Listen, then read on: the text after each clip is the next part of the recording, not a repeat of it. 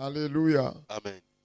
Donc ce matin, nous allons écouter la parole de Dieu. Asubuhi leo tutasikia maneno ya Mungu. Si tu crois que tu es au milieu de nous et tu es sauvé, applaudissez très fort Kama Jésus. unafikiria uko katikati yetu umeokolewa, Si nous shangilia sommes sana là, Bwana c'est Yesu. parce que nous sommes sauvés. Kama tuko hapa tumeokolewa. Si tu n'es pas sauvé, tu vas quitter ici avec le salut au nom de Jésus. Kama umeokolewa utatoka hapa na wokovu kwa jina la Yesu. C'est la seule raison qui nous amène dans l'église chaque jour. Sababu moja ambayo inatuleta kanisani kila leo. S'il n'y a pas de salut, Kama hakuna il wokovu, n'y a pas de christianisme. hakuna Ukristo. C'est parce que nous sommes sauvés, Kwa kuwa tumeokolewa. parce que Christ a répandu son amour dans nos cœurs. Kwa kuwa Kristo ametia upendo wake Et mioyoni. nous ne devons plus au diable. Na hatuna tena kitu ya shetani. Plus de condamnation, tous ceux qui sont en Christ. Hakuna Alléluia. hukumu kwa watu walio kwa Kristo. Haleluya. Alléluia. Amen.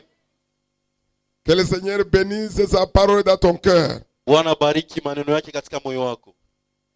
Le jeune, votre pasteur, comme il est à Mugunga, Vijana vile mchungaji wenu uko Mugunga heureusement qu'on nous a rappelé hier. wametukumbusha jana. Vous allez vous rappeler, la fin du mois, vous aurez un culte spécial. On aura un séminaire peut-être de 2 jours. Mwisho wa mwezi tutakuwa na ibada ya isiyokuwa na kawaida. Amen. Amen. Et nous allons suivre véritablement un enseignement qui va vous faire du bien. Na tutafuata mafundisho ambayo itawafanyizia mizuri.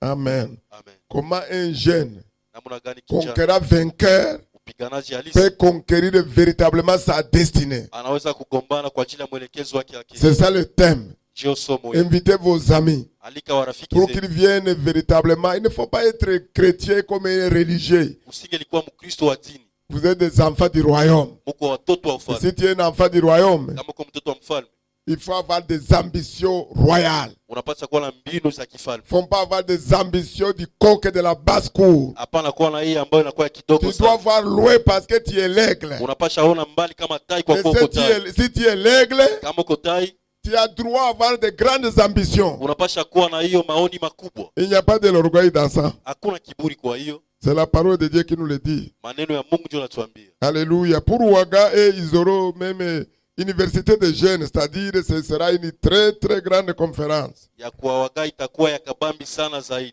C'est du 27 au 31. Itaanza tarehe 27 mpaka 31. Jérémie, quand il était petit, Wakati Yeremia alikuwa il ne mdogo, savait pas qu'il avait un grand avenir. hakujua kama alikuwa na mwelekezo mkubwa. Jusqu'à ce que la parole de Dieu veut lui révéler sa destinée. Hata vile maneno ya Mungu yanamfunulia mwelekezo wake. Gédéon, même chose. Gideoni vile Il vile se voyait le plus petit du milieu de là où il était. alijiona mdogo mahali ambapo Mais il alikuwa ne anaishi. savait pas qu'il était le libérateur du peuple d'Israël. Hakujua kwamba iko mkombozi wa taifa la Israeli. Peut-être que toi aussi tu es là chaque dimanche. Mara na wewe uko pale kila siku ya Mais Mungu. tu ne sais pas ce qui t'est réservé demain. Haujui yale ambayo nakusubiria huko kesho. Alléluia. Amen. Peut-être que parmi nous il y a les Gédéon, Mara katikati yetu kuna Wagideoni, il y a les Isaac, kuna Waisaka, il y a Israël kuna Waisraeli, et non Jacob. hapana Yakobo. Alléluia. Amen. Soyez bénis au nom de Jésus. Barikiwe kwa jina la Yesu. Donc ce matin, Asubuhi ya leo nous allons écouter la parole de Dieu tutasikia maneno ya Mungu. et nous sommes dans le mois du thème combat spirituel victorieux. Tuko katika somo ya mapambano ya kiroho ya ushindi. Et au même moment, je profite de l'occasion pour vous apporter les salutations du pasteur Lankonde qui est depuis hier à Kinshasa. Na hivyo hivyo na bana salamu kwa mchungaji Applaudissez le Seigneur qui l'a gardé en bonne santé. Shangilia Bwana amemulinda kwa afya mzuri. À présent, nous n'avons pas encore reçu les instructions de papa. Hatuyajua namna gani baba ataamua. Ce qui est s'il est passé par Kinshasa pour avoir d'abord son visa d'établissement de 5 ans. Anaenda kwanza kutafuta vikaratasi yake ambayo itamruhusu kuikala katika miaka Nous ne 5. savons pas encore s'il va venir à Goma ou bien s'il va continuer sur Lubumbashi. Hatujue kama atakuja hapa Goma ama ataenda Lubumbashi. C'est papa qui nous dira par la suite. Baba njoo atatuambia yale ambayo itafuata. Donc je vois, c'est pourquoi je suis en train de toucher le portable. Je voulais lui envoyer le message. Il salue toute l'église. Anasalimia kanisa yote. Ouais, il est arrivé hier. J'étais en contact avec eux, avec le missionnaire qui est à Kinshasa. Amefika jana, nilikuwa nausiliana na ule mtu ambaye yuko Kinshasa. Il demande que le Seigneur bénisse l'église abondamment. Anaomba Bwana bariki kanisa kiasi. Et il envoie ses salutations à toute l'église. Na anatumia salamu kwa watu wote. Prions pour lui. Tumombe S'il doit continuer à Lubumbashi, kama ataendelea Lubumbashi, vraiment, il faut prier pour lui. tunabidi Ce tumombe n'est pas sana. facile sur un terrain nouveau. Sio rahisi kwa uwanja mpya. C'est pas facile. Kweli sio rahisi. Surtout, tu peux être missionnaire, mais si tu n'as pas une grande expérience dans l'implantation d'église, Unaweza kuwa misioneri kama uko na ile kujua sana kwa kushimika makanisa, ça n'a rien à voir d'être pasteur. haitokani na kuwa mchungaji. Implanter l'église, c'est très difficile. Kushimika makanisa ni vigumu zaidi. Il faut savoir comment parler aux gens. Utajua namna gani utaongea na watu. Pour commencer, tu vas commencer avec qui? Kwa kwanza utaanza na nani? Dans quel quartier? Kwa mkoba gani? Quelle est la stratégie qu'il faut prendre pour commencer l'église dans la ville? Mbinu gani utakamata ili upate kuanza kanisa? Donc, il aura besoin de nos prières. Atahitaji maombezi yetu. Amen. Amen. Donc, nous allons prendre nos Bibles Tachukua Biblia zetu et nous allons lire Hébreux chapitre 11, les versets 1 à 2. tutasoma Waebrania 11. Tous ceux qui suivent les Eden TBI, c'est-à-dire c'est mis à siège. Wote ambao wanafuata hiyo shene ya Vous ne voyez pas que tout le monde, c'est comme dans une classe, tout le monde prend note. amuone kama iko katika shule kila mtu ana Mais buku na ici, nous karatasi. voulons être des étudiants qui retiennent par cœur. La parole de Dieu, tu ne peux pas retenir par cœur. Apa. Quand tu vas sortir là, Satan va t'enlever tout ce que tu as entendu. Maneno ya Mungu hawezi kushika yote. Wakati utatoka shetani atanyang'anya yote ambayo umesikia. Chez les anglophones, Kwa Waingereza c'est comme c'est une obligation. inakuwa kama shurti. Ils prennent note de tout et ils ne laissent rien. Wanaandika kila kitu, hawaachi hata kitu. C'est pourquoi il faut voir leurs jeunes convertis, comment ils dirigent la prière. Tu seras étonné, tu vas croire que c'est un pasteur. Ndio maana utashangala wakati unaona vijana wao wakati wako naongoza utawashangaa. Parce qu'arrivé à la maison, il faut revoir ce que le pasteur a prêché, c'est la vérité. Kwa kufika nyumbani wanatizama kweli ni kweli ambalo wachubiri. Il ne faut pas seulement applaudir, il peut mentir aussi. Usingelishangilia, wanaweza Il kudanganya. faut voir si c'est dans la parole de Dieu. Uone kama iko katika maandiko matakatifu. Il faut être comme l'église de Béret. Ukwe kama kanisa wa Bere. Parce que si vous ne confrontez pas ce qu'il a prêché à la parole à la maison, Kama ukamatana ile ambayo ulishika. c'est pourquoi plusieurs sont égarés. Il va vous conduire à un endroit là où vous n'allez plus jamais revenir. Ndio wengine wataongoza mahali ambapo L'évangile, c'est le message de l'éternité. Injili ni mafundisho ya umilele. Une seule parole seulement peut confondre toute ta vie, tout le reste de ta vie. Maneno moja tu inaweza kubadilisha maneno yote ya maishani. Les gens se sont mariés par prophétie. Watu walioana kupitia unabii. Et ils vivent l'enfer sur la terre. Na wanaishi hiyo kuzimu Parce que katika la dunia. prophétie n'était pas vraie. Kwa kwa hiyo unabii haikuwa Toi kweli. qui n'es pas encore marié, Wewe mwenyewe yao. tu luttes que tel se marie, il a reçu la prophétie. Attends d'abord. Unapigana wewe mtu mmoja Attends l'heure de Dieu. Mieux vaut tard que jamais.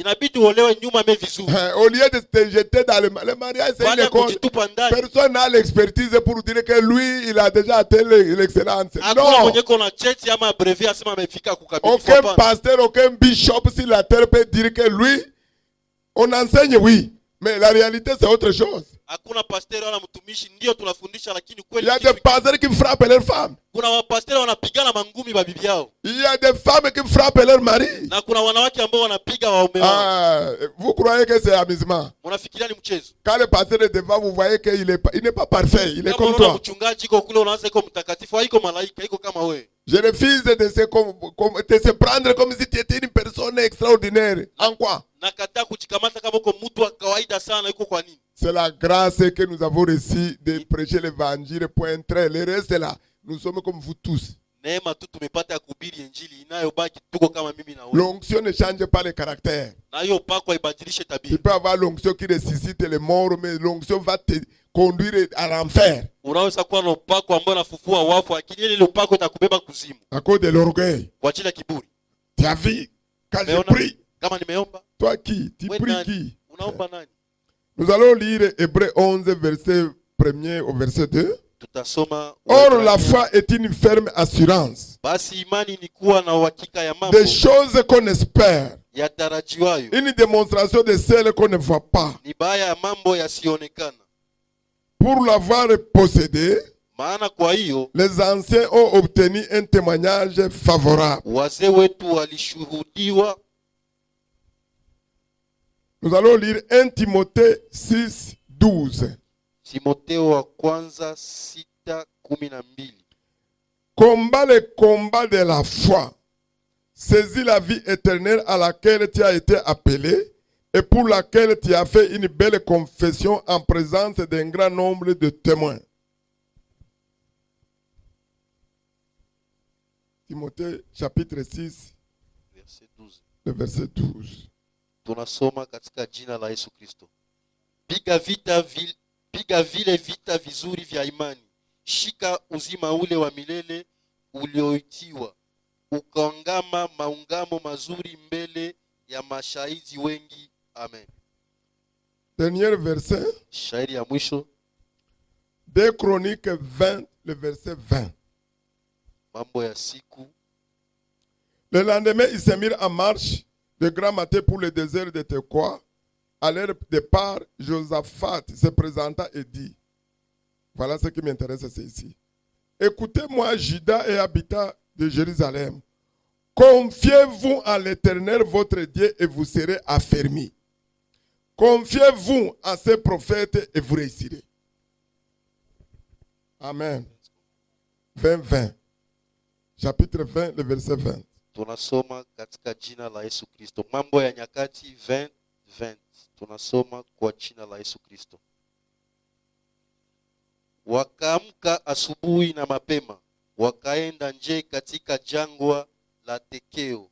Nao walipokuwa wakitoka, Yehoshafati akasimama akasema, nisikieni enyi Yuda, nanyi wenyeji wa Yerusalemu. Mwamini Bwana Mungu wenu, ndivyo mtakavyotibikia. Waamini manabii wake, ndivyo mtakavyonikiwa. Amen. Amen. Nous avons déjà prié. Tumekwisha kuomba tayari. La vie chrétienne, c'est une marche de la foi. Maisha ya Ukristo ni mwenendo wa imani. Les jours où nous avons choisi, nous avons accepté la parole de Dieu, que Jésus est mort pour nous, qu'il est resté de mort, nous sommes sauvés. Siku ambayo tumetika kwamba Yesu Kristo amefufuka katika wafu, tumeokolewa. Le Saint-Esprit est venu dans nos cœurs avec une mesure de foi. Roho Mtakatifu alikia mioyoni mwetu na kipimo ya imani. Et c'est pourquoi la vie chrétienne, c'est une vie de combat de tous les jours. Ndio maana maisha ya Ukristo ni maisha mapambano kila leo. Mais l'avantage est que nous combattons dans la victoire. Umuhimu ya kwamba tunapigana ndani ya ushindi. Nous ne combattons pas pour avoir la victoire. Hatupigane ili tupate ushindi. Notre victoire, c'est notre Seigneur Jésus-Christ. Ushindi wetu ni Bwana Yesu Kristo. Parce qu'il s'est écrié le jour où il a expiré que tout est accompli. Wakati alipokata roho alilemika kwamba yote. Et la Bible déclare dans Colossiens 2, le verset 15, qu'il a remporté la victoire sur tous les démons, les principautés, il les a livrés publiquement en spectacle par sa mort à la croix.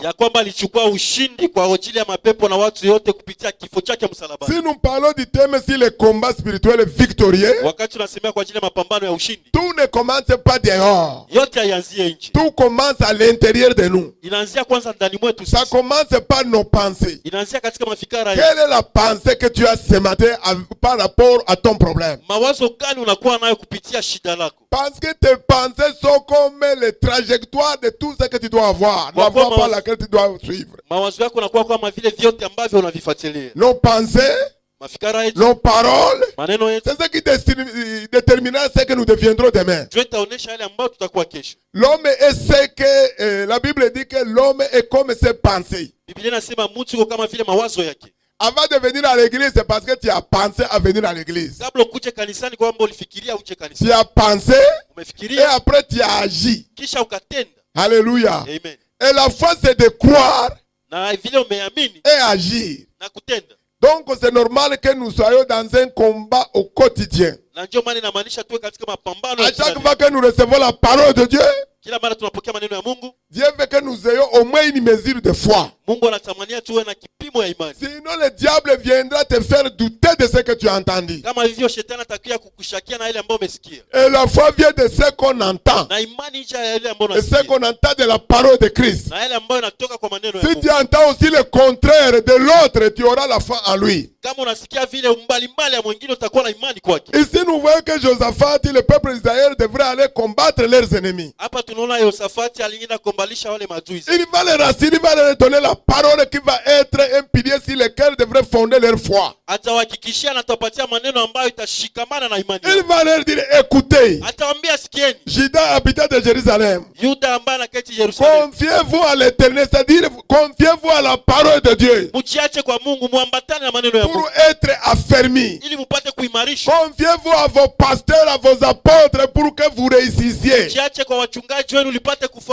Pour réussir, il faut être en accord avec la parole de Dieu. C'est pourquoi l'église on dit Alléluia et Amen. Cela veut dire que je crois à cette parole et je dis Amen. Kwa kufaulu mnapaswa kuambatana na watumishi wenu na maneno yao, kwa kuwa wanasema haleluya na ninyi mnasema amen, ninaambatana pamoja. C'est pourquoi les gens ne savent pas quand il faut dire Amen. Ndio maana watu hawajua wakati gani utasema amen. Tu es dans de donner un témoignage qu'un jour quelqu'un l'a volé et tu dis Amen. Tu veux être volé aussi. Unasikia mtu anamshuhudia kwamba walimuiba na unasema amen, na unatamania kuibiwa. Quelqu'un est escroc. Mtu iko mkorofi. Tel endroit. Parce que la personne qui témoigne avec l'onction, en même temps, dit Alléluia. Kwa kuwa mtu mwenye anashuhudia na bidii anasema haleluya. On dit Amen par rapport à la parole que tu reçois pour dire que tu es d'accord. Unasema amina kwa ile maneno ambayo unatoka na ambatana nayo. Alléluia. Amen. Voilà. Donc vous êtes d'accord avec le message que je vous donne. Donc la foi est une ferme assurance. C'est un titre de propriété.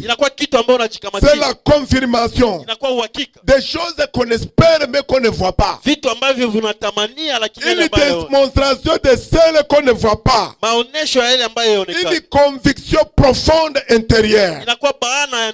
La foi conçoit comme un fait qui ne peut être vécu par le sens physique. C'est pourquoi la foi est toujours en guerre avec les cinq sens. Tu ne peux pas sentir la foi. On croit à la parole de Dieu et cette parole te donne la foi et l'assurance. Tu as l'assurance parce que tu dois connaître Dieu que tu adores. Il est fidèle. Il n'est pas un homme pour mentir. Et si tu crois à sa parole, cette parole s'accomplira pour toi au nom de Jésus. Il va nous dire, apôtre Paul va écrire une lettre à son fils Timothée. Il lui parle de la foi qu'il a déjà expérimentée lui-même. Il lui dit, combat le bon combat de la foi. Saisis la vie éternelle à laquelle tu as été appelé. Et pour laquelle tu as fait une confession publiquement. Alléluia. Amen.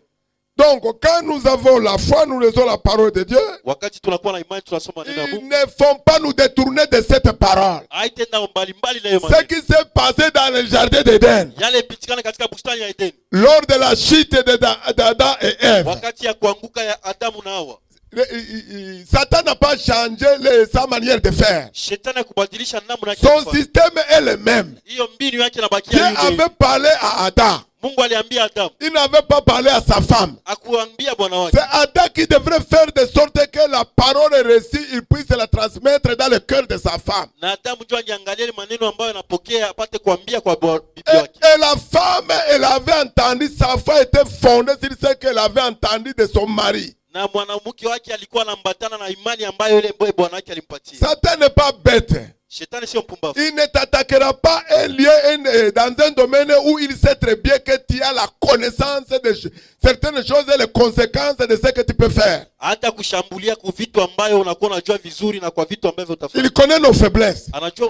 Il ne peut que m'attaquer dans mes faiblesses.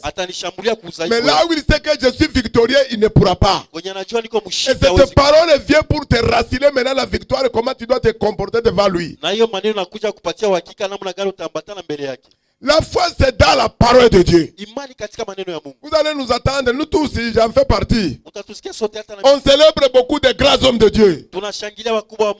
Il n'y a rien de mal dans ça pour les honorer. Mais il ne faut pas mettre ta foi en eux. Je vous ai dit ici, au début, je croyais que si je rencontre tel, ça va être automatique et je serai comme eux. Ça ne marche pas comme ça. Non, il y a un temps pour toutes choses. La personne peut prier pour toi, mais il a son parcours, tu ne sais pas par où il est passé pour arriver là où il est. Je me rappelle toujours de maman Karambiri, maman Hortense. Qu'elle était en Suisse, elle donnait son message. Elle avait une conférence, elle était oratrice principale. Et elle a fait une jeune fille qui était touchée par la parole. Une jeune fille de 18 ans. ana amri ya 18. Elle est venue se prosterner devant elle à la fin. Anakuja kupiga magoti chini ya C'est une blanche. Elle dit à la maman anaambia que mama, maman, j'ai besoin d'être comme toi. nahitaji kuwa kama wewe, Il faut m'imposer seulement les mains. unitilie tu mikono. Et la maman a commencé à rire. Mama kaanza cheki, Ma fille, mwanangu, tu es prête de prendre tout ce que j'ai? unahitaji kamata yote ambayo niko nayo, C'est pas gratuit, hein? sio kwa Tu bure, vas payer le prix pour y arriver. kuna gharama utalipa kwa Même le temps de Jésus. hata wakati ya Yesu. Il y a une maman de Zébédée qui est venue dire à Jésus que je souhaite que mon fils soit à ta droite et l'autre à ta gauche. Anamwambia Yesu, natamani kwamba mwanangu wa kuume na mwingine kushoto. Donc, il voulait dans son gouvernement que ses enfants soient entourés puissent entourer Jésus. Alipenda katika kamati yake watoto wake La réponse washike. de maman Hortense était la même réponse que Jésus avait donnée. Il a dit, mais tout dépend de toi, maman. Akaambia inatokana na wewe mama. Si tes enfants veulent s'asseoir à droite là, Kama wanawako wanataka ils n'ont kuleta qu'à prendre leur croix et me suivre. wakamati washike msalaba wao na wanifuate. Mes amis, Wapendwa, si toi tu as réussi kama wewe umefaulu dans un domaine bien précis, kwa kiwango ne fulani, te moque pas de celui qui n'a pas encore réussi. usichekee yule ambaye hafaulu. Il est dans un processus. Iko katika mwelekezo. Tu peux être étonné demain quand tu vois la même personne, tu ne la reconnais plus. Utashangaa kesho nono yeye mtu hautamjua tena. Celui qui est assis, dis à celui qui est assis de toi, peut-être que demain je vais régner sur toi. Mara mule mwenye kukala pembeni yako mara atakutawala hata. Maman, dis au docteur. Ambia daktari. Alléluia. Amen. Parfois nous sommes étonnés et quand la personne est élevée, on commence à courir. Quand il ne te reçoit plus, il ne te reçoit pas que et pourtant il était avec toi, mais tu ne l'as jamais reconnu qu'il y avait la grâce de Dieu sur sa vie. Mara mtu atainuliwa na iko pembeni yako au kujua kama ile neema ya Mungu iko pembeni ya maishani mwake. Si vous voyez le témoignage des hommes comme Abraham, Kama unaona ushuhuda wa watu kama Abraham, les Noé, les David et consorts, Noé, Daudi na wengine, quel est le problème que nous avons souvent? shida gani Et c'est ce que tunayo? nous allons voir ce matin. Jenye tutaona ya asubuhi, C'est le temps d'attente de l'exaucement. muda ya kusubiria ya La Bible kujibiwa. dit quand tu pries, Biblia inasema wakati unapoomba crois que tu l'avais reçu et tu le verras s'accomplir. uamini ya kwamba umepokea na uone kwamba Mais itatimilika. le temps de la prière Wakati ya et maombezi le temps de l'accomplissement, na wakati ya utimilifu, au milieu là, hapo c'est katikati là où il y a un grand combat. ndio kwenye mapambano De ya rester nguvu ferme à la parole que tu as reçue na premièrement. kubakia unashikamana maneno De kwa croire kwanza. comme Abraham, Kuamini kama Abraham sans te détourner ni à gauche ni à droite. bila kugeuka kuume ama kushoto. Croire contre toute espérance. Kuamini kuzijia kila Croire kuamini. contre tout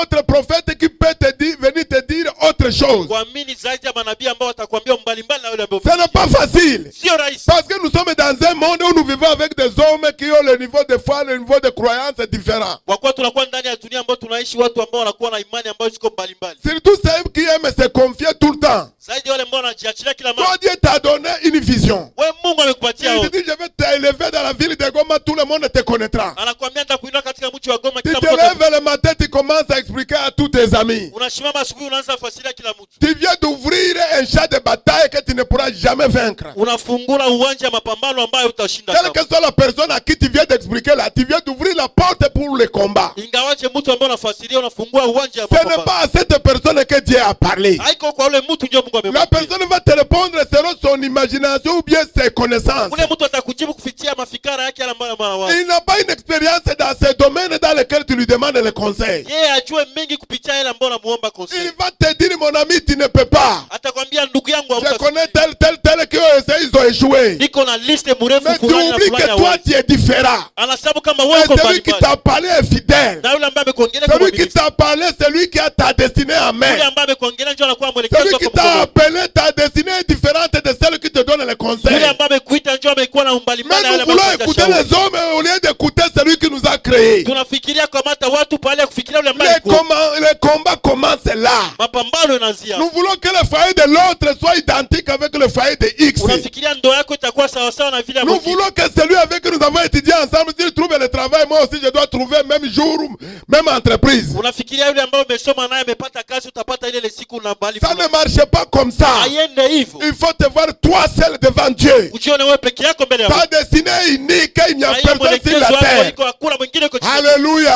Amen. De la même manière, tu es unique sur la terre. Vile vile uko unique katika dunia. Ta destinée est bien tracée par Dieu pour toi seul. Na mwelekezo wako unaeleka vizuri kwa mbele ya Mungu. Quand tu es marié, Wakati unaoa, Dieu sait très bien que la femme apportera quelque chose avec toi pour que vous soyez complet pour accomplir le plan pour lequel Dieu vous a mis ensemble. Mungu anajua kwamba mwanamke ataleta kitu fulani ni kwa kufikeza mwelekezo ambayo Mungu aliwaita kwa kuwa Ma pamoja. femme n'a pas une autre destinée qu'elle peut accomplir et que c'est qu'elle peut compléter sur mon ministère. Na mwanamke wangu hawezi ongeza ingine yale ambayo anapasha ongeza tu katika huduma yangu. En dehors du ministère, Nyuma ya huduma yangu, elle a sa propre destinée. anakuwa na mwelekezo yake vile Elle vile. doit courir pour aller sauver les âmes. Anapaswa kuenda kuokoa Le jour où elle sera devant Dieu, on ne dira pas que non, tu étais avec ton mari dans l'église. siku ambayo atakuwa mbele ya Mungu atakwambia umekuwa na No. mke wake kanisani. Hapana. C'est à elle de travailler pour ça. Ni kwake kwa kutumika Moi kwa aussi, hiyo. je dois travailler. Na mimi Je ne natumika. dois pas me contenter de prêcher seulement, Sitafurahi kuhubiri tu. mais je dois aller aussi dehors Napaswa enda nje. pour aller prêcher les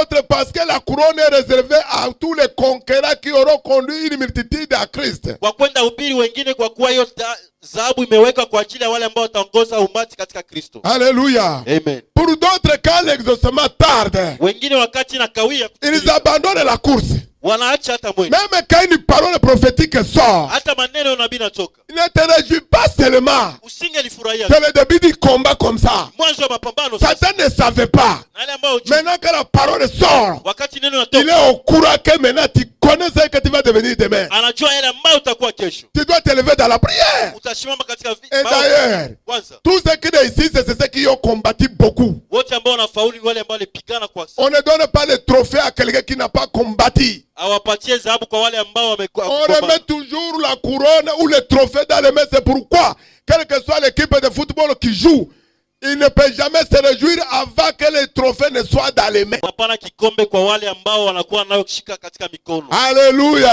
Amen.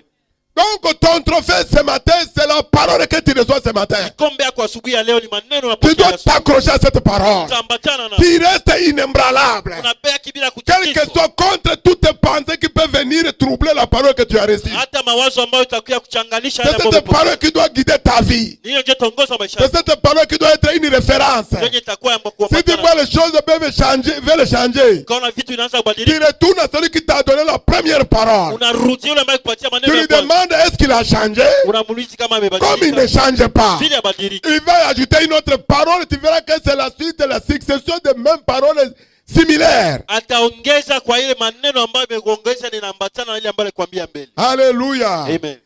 Le miracle ne devrait pas étonner les chrétiens. Hiyo miujiza itashangaza Wakristo. Tu as prié pour avoir ça et cela. Umeomba kwa kuwa na hiki na hiki. Quand ça vient, Wakati tu viens nafika témoigner que Dieu a opéré un miracle. Il y a un miracle. unakuja shuhudia kwamba Mungu amefanya miujiza. C'est vrai, tu vois ça comme un miracle parce que tu étais dans un grand besoin. Ndiyo ni wewe ndio unaona iko miujiza kwa kuwa umekuwa Mais le kuacha. devoir de Dieu, c'est accomplir les promesses à ses enfants. Lakini jukumu ya Mungu ni kutimiliza hiyo ahadi zake kwa watoto wake. Quand les gens sont guéris dans l'église, Wakati watoto wanaponyeshwa c'est pas un katika- miracle. haiko miujiza. Parce que Dieu a dit, il a apporté la maladie à la croix. Kwa kuwa Mungu amesema amebeba yote katika msalaba wa Kalvari. D'ailleurs, ce matin, Kwanza il asubuhi y a une femme qui reçoit la guérison des reins. na kuna kwa mwanamke Elle mmoja a un problème de reins, elle reçoit la guérison. J'étais là, je n'étais même pas encore monté. nilikuwa hapa, alikuwa siyapanda hata. Après, à l'hôpital, on lui dira qu'il n'y a plus rien. Kisha ataenda kwa hospitali watamwambia Ça, kuna c'est la kitu. parole de guérison pour toi qui as le problème des reins. Hiyo ni maneno ya uponyaji kwa wale ambao Si tu wanatatizwa na sens rein. que les douleurs sont là, Kama unasikia kama il uchungu ne uko faut pale, pas écouter les douleurs. usingelisikia ile uchungu. Quel qu'il soit ce qui peut arriver, la parole est sortie, c'est pour ma guérison. Ingawaje yale ambayo yanatoka useme kwamba inakuwa kwa ajili ya Et bientôt, uponyaji tu wako. viendras témoigner, arriver à la maison, il n'y avait plus rien. Na utaenda shuhudia unafika nyumbani hakuna tena kitu. Alléluia. Amen.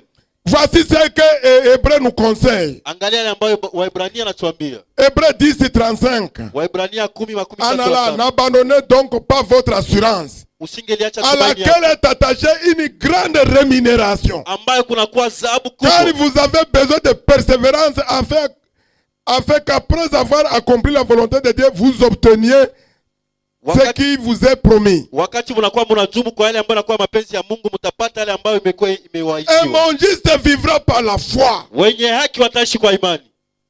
Mais s'il se retire, Kama anaenda, s'il se retire, kama anachoka, ça c'est le Seigneur qui parle. Hapa Mon ni Bwana âme ne ndo prend anasema. plus plaisir en lui. nafsi yangu haikamate tena nafasi pembeni. 39. Makumi tano. Nous ne sommes pas de ceux, et on parle à l'église, c'est Yémia de Goma. Wanaambia kanisa sehemu yako. Nous ne sommes pas de ceux qui se retirent pour se perdre. Hatuko wale ambao wanatoka kwa ajili ya kupotea. Mais de ceux qui ont la foi pour sauver leur âme. Lakini wale ambao wana imani kwa kuokoa nafsi zao. Alléluia. Amen. Tu ne dois pas te retirer de la parole reçue. Hautatokana na ile maneno umepokea. Il y a certaines paroles que j'ai reçues, ça fait 20 ans. Kuna maneno nimepokea kumepita miaka Qui ne 20 sont pas accomplies. ambayo yatimilika. Jusqu'aujourd'hui. Toka sasa. Dieu continue à me répéter la même chose. Bwana anaendelea kuniambia vile Je vile. me rappelle, j'ai rencontré un prophète en 2009. Nakumbuka nimekutana na nabii katika 2009. Un prophète illettré, il ne sait pas ni lire ni Yule ambaye écrire. akusoma wala ajue Mais un kuandika. grand prophète burkinabé. Mais iko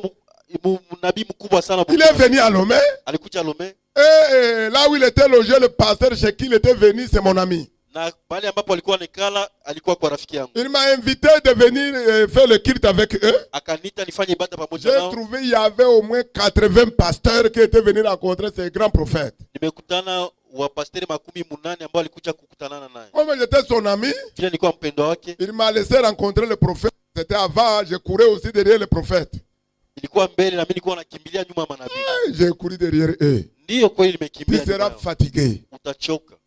Mais la finalité, Kwa mwisho. c'est comme si tu es toujours à la case départ. Na kama uko katika mwanzo. La prophétie ne peut pas changer tout ce que Dieu a prévoyé pour toi sur ta destinée. Unabii haitabadilisha yale ambayo Mungu Ça te ameandaa. rassure, oui. Ndio Pour que inakuhakikishia. ça te donne le tonus de la foi pour rester ferme. Inakupatia imani ya kwanza imani Mais ubaki cela ne veut unashikamana. pas dire que la vie sera facile. Haimaanishi kwamba maisha itakuwa Donc nyepesi. cet homme de Dieu, je l'ai rencontré. Mtu wa Mungu Il nikamkutana. a dit tout ce qu'il voulait dire sur ma vie et sur mon ministère. Alisema yote ambayo alipasha sema kwa maisha yangu na kwa Et huduma il yangu. m'a lu un verset biblique. J'ai dit, il ne sait pas lire. Nasema ajue soma. Mais il te dit, va lire tel endroit. Akasema uende soma mahali fulani. Ce qui va vous étonner, Ya le kushangaza. verset qu'il m'a donné, c'est le verset de mon appel. Na hiyo ambayo atanipatia. Quand ilikuwa Dieu ya m'a mwisho ya- appelé, le verset qu'il m'a donné, Wakati Mungu aliniita c'est le même verset que le prophète qui ne sait pas lire na hiyo va me shahidi dire, va lire dans Isaïe tel endroit. akaniambia uende soma kwa Isaya mahali Mais fulani. je connaissais le verset par cœur. Nilikuwa najua hayo. J'ai dit, Kwa ah, moyo. ça c'est Dieu qui me confirme. Ambia hii ni Mungu ananihakikishia. On s'est séparés. Tukachana naye. Après 3 ans, Kisha miaka 3 il est revenu au Togo. akakuja Togo. Je l'ai rencontré. Nikakutana naye. Il a prophétisé même chose. Akatabiri hiyo hiyo. Il me donne le verset. Et pour dire, nous a reçu, nous étions plusieurs. Alitupokea tulikuwa Il wengi ne sana. connaît pas mon nom. Ajua hata jina Il ne langu. se rappelle même plus s'il m'avait déjà vu. Ajua hata kama Il tulishakutana me naye. donne le même verset. Ananipatia ile shairi. Il n'a pas changé même d'un iota. Akubadilisha hata kitu Plus moja. tard, je rencontre un grand homme de Dieu ghanéen. Kisha nikakutana na mtu wa Mungu Il mkubwa me sana. donne le même verset. Ananipatia hiyo shairi. Quand j'ai rencontré Papa Karambiri, Wakati nilipokutana na il papa. m'a donné le même verset. Akanipatia hiyo Comment ne shairi. pas me réjouir si la parole est dans la bouche des hommes de Dieu plus de 5. Même chose avec les versets qui sont dans la Bible des milliers, mais c'est le même verset seulement qui m'a été donné. Wakati yote nakutana na watumishi wa Mungu ananipatia ile maneno, ananipatia hiyo shairi ambayo iko katika Biblia. Le jour où Dieu me donnait ça, je n'étais pas avec quelqu'un. Wakati ambao Mungu amenipatia sikukuwa Ça na fait plus de 18 ans inapita miaka que j'ai reçu cet appel par le même verset. ambao nimepata hiyo mwito kupitia hiyo. Maintenant, si l'ennemi vient me montrer les circonstances autour de moi, Kama adui ananionyesha hiyo mbalimbali je pembeni. refuse de croire aux réalités. Nakataa kuamini ukweli. Je retourne en arrière pour regarder la parole que Dieu m'a donnée au départ. Narudia nyuma kuangalia maneno ambayo Mungu Car alinipatia kwa mwanzo. cette parole va s'accomplir dans sa totalité. Wakati hiyo maneno itatimilika kwa utele wake. Alléluia. Amen. Comme ça s'est accompli pour le peuple d'Israël jusqu'à Canaan. Vile ilitimilika katika taifa la Israeli. Cette parole dans son intégralité doit s'accomplir au nom de hiyo Jésus. maneno katika utele itatimilika kwa jina la Yesu. Donc ici, Hébreu nous conseille Hapa Waebrania de ne anatuambia pas être ceux qui ne persévèrent pas, mais par contre qui se retirent et qui risquent de se perdre. tusingelikuwa wale ambao wanashikamana na kudumu, lakini wale ambao wanarudia nyuma De na rester wanapotea. dans la foi. Kubaki ndani ya imani. Rester inébranlable. Kubaki bila kutikiswa. Les conquérants vainqueurs, c'est ceux qui combattent jusqu'à la fin. Mpiganaji halisi ni yule ambaye anapigana hadi mwisho. Tu ne peux pas proclamer que tu es conquérant vainqueur hautatangaza kwa mpiganaji et tu as peur du combat. na unaogopa mapambano. Non, Hapana. l'esprit du conquérant est déjà en toi. Na ile roho ya kupambana, L'esprit de victoire est déjà en toi. roho ya ushindi iko ndani Et mwako. Dieu te rassure Bwana que anakuhakikishia l'esprit qui vit en toi roho inaishi ndani mwako. vaincu tous les esprits qui sont dehors. Imeshinda maroho ambazo ziko À kwako. combien plus forte raison cela va te donner la foi? Zaidi mara ngapi haitakupatia imani? Et il va ajouter, Ataongeza. les circonstances du moment ne sont pas comparables à la gloire qui sera révélée bientôt pour toi. Majira ya sasa ifananishwe na ile utukufu mkubwa ambao unavunulia kwa ajili Les yako. circonstances ne sont pas la vérité. Na hiyo vitu ambavyo vinaisha Le hivyo kweli. problème que tu as sont passagers. Tatizo ambazo unaishi Quelqu'un a déjà vécu ça avant kuna toi. mtu ameshinda ile mbele Il n'y yako. a rien sous le soleil qui soit nouveau. Hakuna kitu chini ya dunia Tout kwa ce ya que mpya. tu vis, quelqu'un a déjà passé par là et il a eu la victoire. Yote ambayo unapitia kuko mtu alipitia pale Tous apata ceux qui ushindi. se sont retirés dans la situation dans laquelle tu es, ils sont perdus. Wote ambao wametoka katika hali ambayo iko ndani Mais les wamepotea. conquérants, ils sont restés fermes jusqu'avant la victoire. Lakini mpiganaji alisha kabaki Je anashikamana na t'encourage kupata ushindi. ce matin de rester ferme, tu as un avenir pour Na toi. kutia moyo kushikamana, unakuwa na avenir ambayo Dieu unakuwa ne mbele peut yako. pas te créer et tu vas échouer. Mungu hata kuumba na unashindwa. Alléluia. Amen. Vous voyez la marque véhicule Toyota? Unaona hiyo marki ya gari C'est un exemple Toyota? que je donne. Ni mfano Ce unapata. n'est pas pour faire sa publicité. Haiko kwa ajili ya kufanya Quand publicity. il finit de fabriquer la voiture marque Toyota, Wakati anamaliza la kutengeneza, preuve, il met la marque de son nom Toyota. anatia jina yake pale ya Quand tout le Toyota. monde voit ça, il voit que c'est Toyota. Wakati inapita kila mtu Celui qui a anasema déjà Toyota. utilisé Toyota ou bien qui connaît cette voiture, il ne te dira que je ne peux acheter une autre voiture que Toyota. Mtu mwenye alishatumia ile gari anakuambia sitauza marki nyingine kama iko Toyota. Pour son honneur Kwa ajili ya hiyo furaha yake et pour la crédibilité de son entreprise, na pamoja ile ukweli il ya doit se kampuni yake, rassurer que la voiture doit marcher. anakuwa na uhakika kwamba gari itatemeka vizuri. Allô? Hello, Il doit se rassurer anapaswa kuwa na uhakika qu'il y a une marque de Toyota dessus. wakati yote hiyo picha ya Toyota itakuwa juu. Je me rappelle, Nakumbuka une fois je me suis renseigné au sujet des véhicules. nimekuwa na Quand on fabrique les voitures, wakati wanatengeneza gari, ce n'est pas toutes les voitures, chaque fois qu'elles sortent qu'on va aller les essayer. Non. haiko kila gari ambayo inatoka ndio wanaenda Il pili, y a des personnes chargées d'essayer le premier produit qui sortent. na kuna watu ambao wanahusika na ile ya kwanza ambayo Ils vont inatoka, aller essayer wanaenda pima, et ils sont payés beaucoup. wanalipwa sana. Quand il finit, on vient maintenant faire la même chose sur la liste de toutes les voitures qu'ils vont fabriquer. Wanakuja sasa kufanya hiyo orodha ya listi ambayo watatengeneza hiyo magari, Les avions, c'est la même chose. na mandege ni Ils hivyo ne hivyo. doivent pas se tromper même d'un seul vis. Hawatadanganyika hata kwa vise moja. Alléluia. Amen. Ici, nous ne parlons pas de fabricants de voitures. Hapa tuseme kwa wale ambao wanatengeneza Nous magari, parlons de Dieu par l'excellence qui t'a créé. tunasema kwa Mungu muumbaji Il a wako. mis en toi la capacité de réussir. Ametia uwezaji wa Et kufaulu, doit se rassurer pour que son nom ne soit pas honni. Tu dois réussir au nom de Jésus. anapasha kuwa na uhakika kwamba jina lake Les hommes litasauliwa, peuvent unapaswa dire que kufaulu tu kwa ne jina vaux lake. rien. Watu wanaweza sema Tu ne hauko te kitu, marieras pas. hautaoa, Tu ne réussiras pas. hautafaulu. On te montre ta famille qui a échoué. Wanakuonesha jamaa On yako te montre imeshindwa, ton grand-père. wanakuonesha baba Il est mkubwa mort dans la misère, dans la pauvreté. alikufa katika On umaskini, te montre tes cousins. wanakuonesha Mais wajomba. toi, tu n'as pas l'avenir comme ton cousin. Wewe hauko kama vile Il wajomba faut wako. t'identifier par rapport à ton créateur. Unapasha kuambatana na Et non muumbaji par wako, rapport à la famille collective. apatana na Ma ile vie est loin différente de mes frères, de mes soeurs, de ma maman, de wewe mon père. wapatanishe na wale Moi, wandugu je suis zako. appelé par Dieu.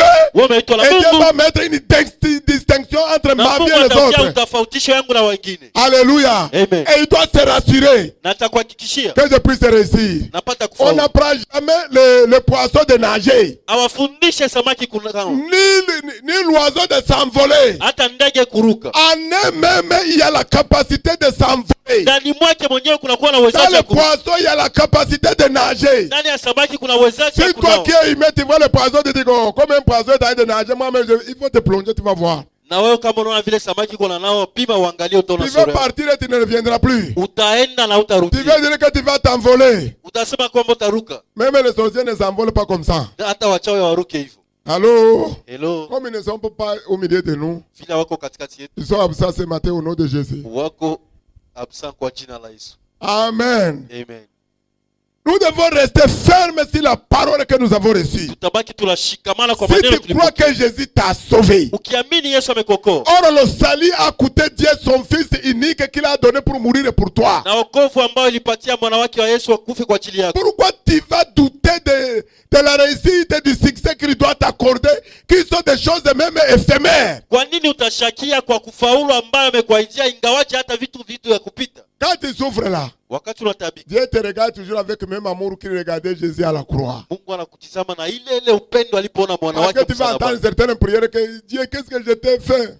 Wengine utasikia, Mungu nikufanyizia nini? Pourquoi c'est moi? Kwa nini mimi tu? Ta destinée est inhérente avec ce que tu vis. Mwelekezo wako unaambatana na ile ambayo Et unaishi. Dieu a promis que il n'y a aucune tentation qui ne te surviendra, qu'elle ne soit humaine. Hakuna hiyo jaribu ambayo itakuwa ambayo iko Tout ce qui t'arrivera, il y a en toi la capacité de surmonter cela au nom de Jésus. yote ambayo itakufikia una uwezaji ya kushindwa kwa jina la Yesu. Parce qu'en toi, il y a cette capacité, il y a l'Esprit de Dieu en toi. Kwa kuwa ndani mwako kuna uwezaji, kuna roho ya Mungu ndani mwako. Tu es condamné à réussir. Unapaswa kufaulu. Tu es condamné à prospérer. Unapaswa Tu kuendelea. es condamné à aller de l'avant. Unapaswa kuendelea mbele. Aucun homme ni Satan ne peut t'empêcher de réussir au nom de Hakuna Jésus. mtu hata shetani hata kuzuiza usingelifaulu. Si celui qui a vaincu Satan habite en toi, Kama yule aliweza shetani si ndani celui mwako. qui est allé en enfer Kama yeye alienda pour kuzimu. aller arracher les clés de mort et le séjour de Wakunyang'anya hiyo mort, funguo ya mauti. il habite en toi. Anaketi ndani mwako. Il a vaincu l'enfer. Alishinda kuzimu. Il a pris les clés de la mort, Alikamata qui funguo ya était kuzimu la puissance de Satan. ambayo ilikuwa uwezaji wa Il est shetani. sorti avec ça. Akatoka Il pamoja est na venu hiyo. te donner les clés. Anakuja kupa Ce que funguo. tu lieras à partir de maintenant sur la Yale ambayo terre utafunga chini ya sera lié jua. dans les ciels. Itafungwa huko Tu es juu mon mbinguni. enfant. Huko Tu mtoto as la wangu. vie de Dieu à moi. Una maisha ya Ce Mungu que ndani mwako. Jésus a fait, Yale ambayo tu Yesu peux le amefanya. faire aussi sur la terre. Utafanya na wewe Si tu duniani. crois, Kama tu unaamini, verras la gloire de Dieu. utaona utukufu Si wa tu Mungu. crois, Kama unaamini, tu vas réussir. utafaulu. La réussite ne dépend pas de toi. Utafaulu Parce que utatokana na celui qui t'a wewe. donné la réussite habite en Kwa kuwa toi. anataka kupatia ushindi itakuwa ndani mwako. Alléluia. Amen. Jésus est venu quelque part. Yesu amekuja Il est mahali venu vers Marie Alikuja kwa Marie Maria et Martha. na Martha. Leur frère Lazare était mort. Ndugu yao Lazaro amekuwa Et amefariki. pourtant Jésus on avait envoyé un message avant la mort. Ingawaje walimtumia Yesu ujumbe kabla Jésus afariki. avait répondu que c'est pour la gloire de Dieu. Yesu akawajibu ni kwa ajili ya utukufu wa Vous Mungu. allez entendre les païens vous dire, Utasikia wapagani tu vas wanasema dans cette église mais tu as des problèmes. uko katika kanisa uko na shida. Ces problèmes sont pour la gloire de Dieu. Nayo matatizo yako kwa ajili ya Les utukufu wa païens ne Mungu. peuvent pas comprendre ce langage. Na wapagani watajua hiyo msemo. Je pense que quand tu vas à l'église, tu ne peux pas avoir de problème. Watu wanafikiria unapoenda La kanisani Bible utakuwa na dit shida. clairement dans Jean 11, Biblia inasema waziwazi kwa Yohana 11 Lazare était l'ami de Jésus. ya kwamba Lazaro alikuwa Mais rafiki ça ne l'a mpendwa pas wa Yesu. empêché de tomber malade. Haikuzuiza apate Il kugonjwa. est tombé malade. Akangonjwa. Et jusqu'à la mort. Hata Selon magonjwa les hommes. kutokana na watu. Mais pour Jésus, Kwa ajili ya Yesu c'était pour révéler la gloire de Dieu. ilikuwa kwa ajili ya kufunua Jésus est utukufu. venu. Yesu anakuja. Quand il est venu voir Marthe et Marie, Wakati anakuja kuna il Martha a na trouvé Maria. les pleureurs étaient là. Akakutana wale Ils ont wanahusika na commencé, kuja oh, wako pale. amen, oh. Wakalia vizuri kweli. Oh, alikuwa ndugu yetu. Alikuwa anatushonea. Ça, parfois, il pleure avec hypocrisie. Mara wanalia na unafiki. 3 jours, 4 jours, le gars a été déjà enterré, il continue à pleurer. Siku tatu Quand zingine ils mtu ont, ashazaliwa. ils ont mis, Wakati walikaongeza kulia. ils ont pleuré plus fort. Wakazidisha C'était malilio. une moquerie. Ilikuwa kumsiaki. Après tout, votre ami là, il est là. Wambia. Mais votre frère, il est déjà mort, enterré. Kwanza ule rafiki yako Aisha azika, Aisha anza osa. Jésus va leur dire, Yesu atawaambia si vous croyez, kama mnaamini vous verrez la gloire de Dieu. utaona utukufu wa Mungu. Marie va dire, Maria c'est atawaambia elle qui connaît un peu la parole de Dieu plus que Marthe. yeye ndiye kwa anajua maneno ya Mungu zaidi ya Martha. Que je sais qu'une fois la résurrection viendra, Najua wakati ufufuko il itakuja ressuscitera des morts. atafufuka kutoka wafu. Marie a oublié, Maria kasahau avec toute la parole qu'elle avait, pamoja na maneno yote elle alikuwa était nayo. devant la vie. Alikuwa mbele ya Elle a vu uzima. la résurrection même qui lui Na parle. hiyo uzima mbele yake ndiko Jésus lui dit anapokelea. non, Yesu anaambia c'est hapana. pas le temps à venir. Haiko wakati Tu es devant itakuja. la vie et la résurrection. Mbele yako na Où ufufuko na est-ce que uzima. vous l'avez mis? Mali gari Il mmemtia. est allé là-bas. Akaenda huko. Il n'a pas prié mort ressuscité. Akuomba sema uchi ufufuke. Non, Hapana. il a appelé celui qu'il voulait qu'il ressuscite. Akaita yule ambaye S'il alikuwa appelle mort, il n'y a aucun mort qui allait rester en Israël. wakati angeita mahali Ils popote allaient atakuwa tous mtu ambaye ressusciter. yuko. Watu Il wangekia a desordre. spécifiquement Lazare. C'est Akatofautisha pourquoi si Lazaro. ta destinée n'a rien à voir avec ma Sio maana mwelekezo wako destinée. haifuatana ile Il yako. a appelé uniquement Lazare. Akaita Lazaro peke yake. Lazare sort. Lazaro Il toka. est sorti du tombeau. Akatoka Qu'est-ce kaburini. qui est mort dans ta vie? Nini ambalo kufa Si maishani te trouble, mwako? tu n'as pas la paix. anakuwa nakosa amani. Que la chose reçoive la vie au nom de Nayo kitu Jésus. ipate uzima kwa jina La la vie Yesu. était là. Uzima La ilikuwa vie hapo. était déjà la tombe. Uzima ilikuwa mbele ya Et la Mungu. vie devant la mort. Na mbele ya mauti. La mort profite. Na ikakimbia Il a kweli. appelé celui qu'il voulait. Akaita yule ambaye Il a appelé akamania. Lazare. Akaita Lazare Lazaro. est sorti. Lazaro Mais akatoka. il est sorti avec les liens. Akatoka na Jésus vifungo. avait fini le travail. Akawa Il yamaliza lui a kazi. donné la vie. Akampatia Mais il y a uzima. des liens. Na Il a akamfungua dit à ses tena. disciples, Akaambia wafuasi c'est à wake. vous de le délier. Kazi yenu nawapatia mwanze mumfungua. Vous là, Nini ce wenyewe? que je fais, vous ne comprenez pas. Yale ambayo nafanya Mais mwele. vous pouvez au moins enlever Mujihusike na vous pouvez kumfungua enlever les hata portes makamu. là. Pour qu'il puisse aller dans la cité. Ili pate kwenda katika Pour que tout cité. le monde sache que véritablement la résurrection était là. Ili waone kwamba ufufuko alikuwa hapo. Jésus n'est pas la résurrection pour nous, pour l'avenir.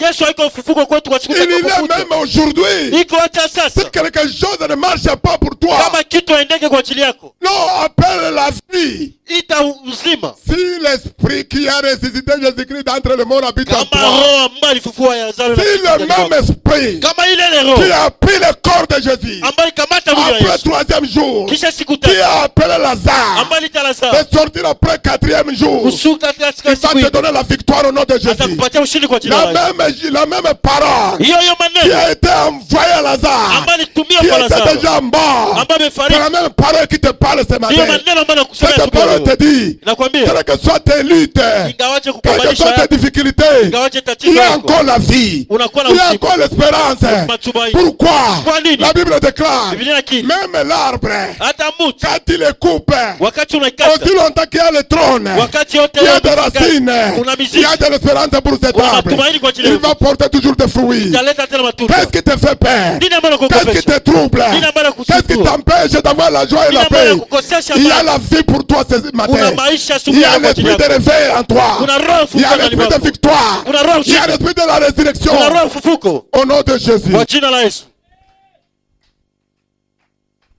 Je vais te donner maintenant deux raisons seulement. Nakupatia sababu mbili tu. Des raisons qui peuvent retarder l'exaucement à nos prières. Yale ambayo itazuilika maombi yetu. Pour que tu comprennes. Ili upate J'entends kujua. déjà dire, Nasikia watu wanasema comme nous avons la grâce, vile tuna neema. il faut seulement reconnaître Oh, unapasha jua tu. que Jésus a tout accompli. Oh, Yesu ametimiza yote. Après, tu vas prospérer. Kisha utaendelea. Les choses ne marchent pas comme ça. Vitu haviende La hivyo. Bible dit, Biblia inasema priez sans cesse. omba bila kuchoka. Parce que votre ennemi, il rôde autour de Kwa vous. kuwa adui yenu anasumburuka On kila n'a mara. pas dit si tu crois rester silencieux. Hawakuambia kama unabaki kimya. Non. Hapana. Il faut toujours annoncer à Satan que tu es victorieux. Unapasha tangazia shetani wewe uko mshindi. Il faut lui rappeler par ta parole. Umkumbushe kwa maneno Par la yako. parole de Dieu. Kwa maneno ya Mungu. Quel que soit ce qui se passe, Ingawaje leo tu es mnapitikana. vaincu par la croix de Jésus. Umeshirikana Tu kwa n'as pas msalaba le wa pouvoir Yesu. sur ma vie. Hauna uwezo wa majina La ya femme maisha. qui était dans votre conférence de femmes là, Na huyo mwanamke ambaye kwa katika mkutano wa wanawake. Audrey. Audrey. Cette femme, je me rappelle, il y a une vidéo qui circulait. Na kuna kwa video ambayo ilikuwa inatembea katika mtandao. C'est elle ou bien l'évangéliste, Ni yeye ama mwinjilisti. notre évangéliste noir là. Elle Huyo s'appelle mweusi. Priska. Priska. Priska, c'est une grande évangéliste internationale noire américaine.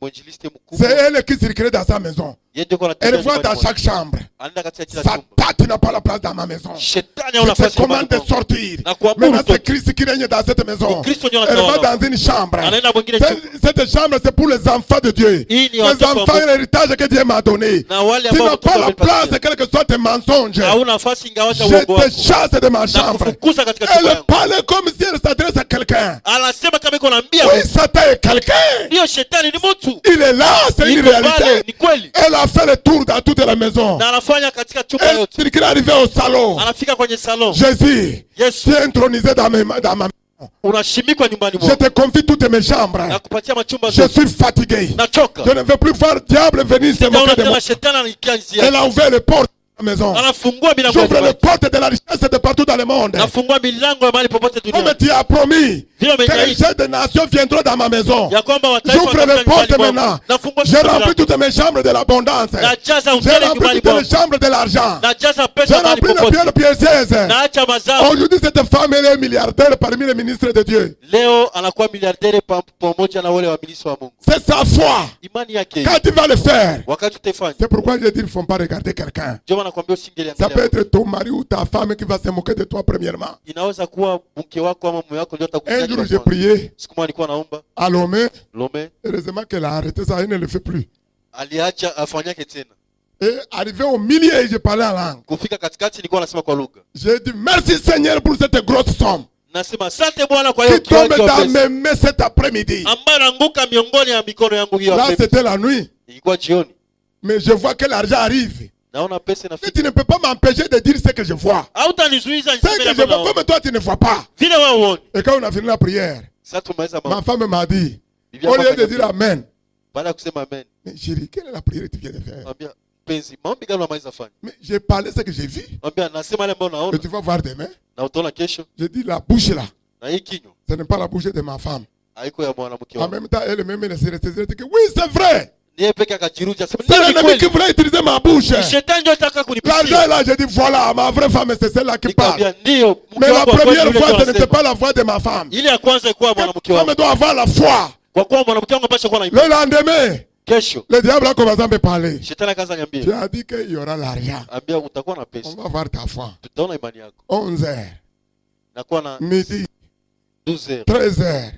13h. Il me dit, tu as dit dans l'après-midi. Asema après-midi. J'ai dit oui. Sema ndio. Il a créé le monde dans 6 jours. Aliumba dunia kwa siku 6. 7e jour, il s'est reposé. Siku ya 7 akapumzika. Même s'il restait 2 minutes, Hata kama kuna bakia miniti 2. il a nourri quelqu'un dans le désert là où il n'y a personne. Alilisha mtu kwenye Moi, jangwa kwa chakula. j'habite au milieu d'une ville de plus de 4 millions. Mimi naikala kwenye watu wako Je wengi m'en zaidi. fous de partout là où l'argent viendra, mais je reçois encore cette somme. Sijali mali ambapo pesa itatoka nitapokea hizo Quand pesa. elle est revenue le soir, Wakati alirudi elle makani, a trouvé la maison est remplie de tout ce qu'il faut. alikutana nyumba Une inajaa grosse na enveloppe est déposée sur le lit.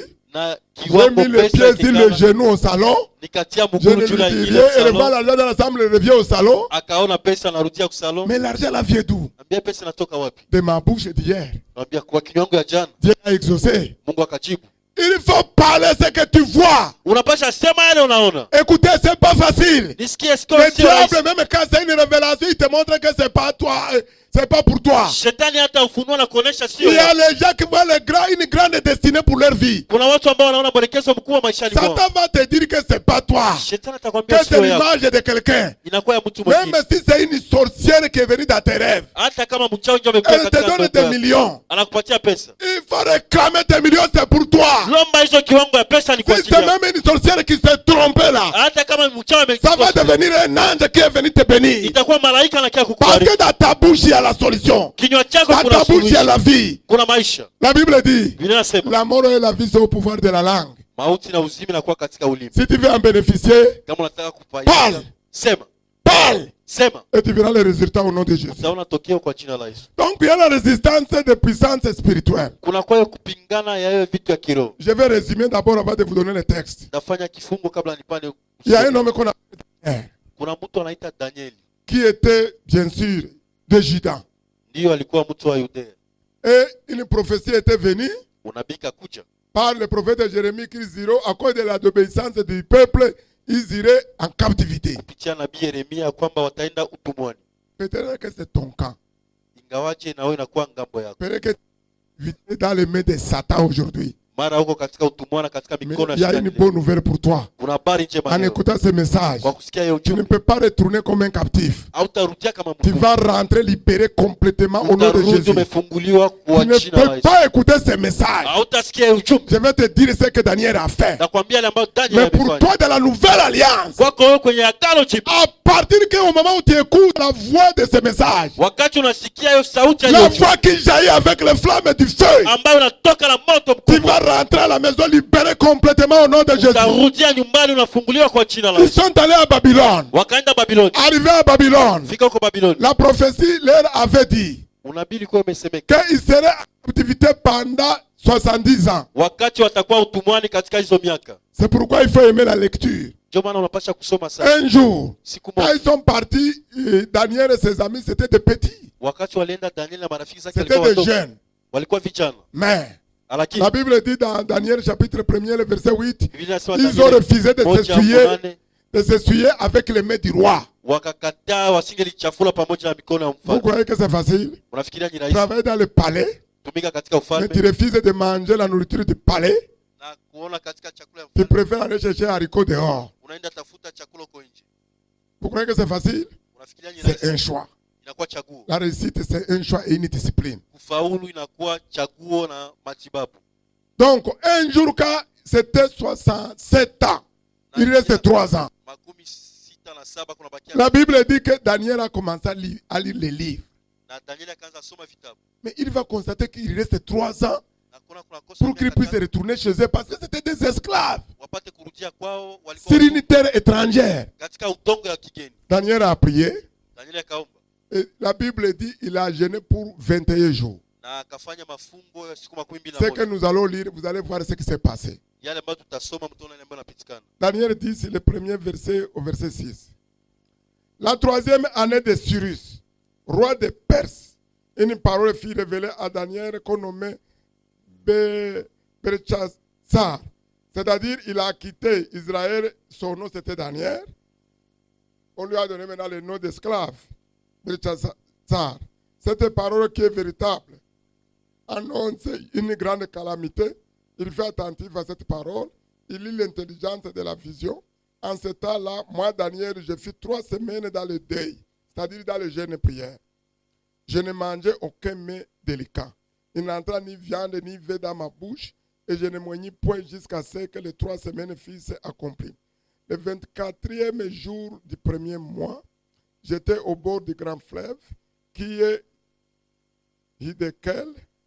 J'ai levé les yeux, j'ai regardé, et voici, il y avait un homme vêtu de lin, et ayant sur les reins une ceinture d'or du face. Son corps était comme chrysolite, son visage brillait comme l'éclair, ses yeux étaient comme des flammes de feu, ses bras et ses pieds rassemblés à des lèvres polis, et le son de sa voix était comme le bruit d'une multitude.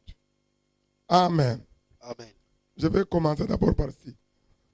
Donc, Daniel, dans sa prière qu'il a décrétée de 21 jours, Danieli katika maombi yake ambayo alifanya siku makumi mbili na moja. il prie pour toute une nation en captivité. Anaombea katika taifa lote ambalo liko. Et si vous voyez comme il a prié, Wakati mnaona kisi anaomba, il s'est identifié à tous les péchés du peuple d'Israël. akajiongelisha kwa mtu mwenye dhambi Les wote wa péchés qui Israeli, ont fait que Dieu était en colère pour les envoyer à Babylone. ambayo muikalishisha Mungu wa Babiloni. Mais dans sa prière, Katika maombezi il a reçu une visitation surnaturelle de l'ange Gabriel. akapokea hiyo kwa malaika. L'ange Gabriel, c'est l'ange messager qui est chargé d'apporter le message de Dieu aux hommes. Gabriel anakuwa malaika ambao analeta ujumbe kwa watu. C'est le même ange qui est parti vers Marie. Na yule malaika njoo akaenda kwa Maria. C'est le même ange qui est allé vers Abraham. Na njoo mwenye akaenda kwa Abraham. Son rôle, c'est un messager. Kazi yake ni ya kupeleka ujumbe. Mais nous allons voir. Sasa tutaona. Cyrus, c'est le roi de Perse, est physique. Cyrus mfalme iko wa Qu'on kuonekana. nous parle dans ces versets. Ambao anatuongelesha Dieu l'a utilisé pour libérer le peuple, Mungu alimtumia kwa kufungua hiyo taifa, pour répondre à la prière de Daniel. kwa kujibu kwa maombezi ya Les rois terrestres étaient d'accord na hiyo mfalme wa dunia que le alikuwa na peuple d'Israël puisse retourner chez lui. ya kwamba hiyo taifa ipate kurudia kwao. Mais plus tard, Lakini kisha dans les versets 10 à 14, kwa shairi ya 10 na 11 nous allons lire aussi. Et voici, une main me toucha, et c'est quoi mes genoux et mes mains. Puis il me dit, Daniel, homme bien-aimé, sois attentif aux paroles que je vais te dire. Et tiens-toi debout à la place où tu es, car je suis maintenant envoyé vers toi. Lorsqu'il m'eut ainsi parlé, je me tins debout en tremblant. Il me dit, Daniel, ne crains rien. Car dès le premier jour où tu as eu à cœur de comprendre et de t'humilier devant ton Dieu, tes paroles ont été entendues. C'est à cause de tes paroles que je viens. Le chef du royaume de Perse m'a résisté 21 jours. Mais voici, Michael, l'un des principaux chefs, est venu à mon secours et je suis demeuré là auprès des rois de Perse. Je viens maintenant pour te faire connaître ce qui doit arriver à ton peuple dans la suite des temps, car la vision concerne encore ce temps-là. Amen. Amen. Vous voyez que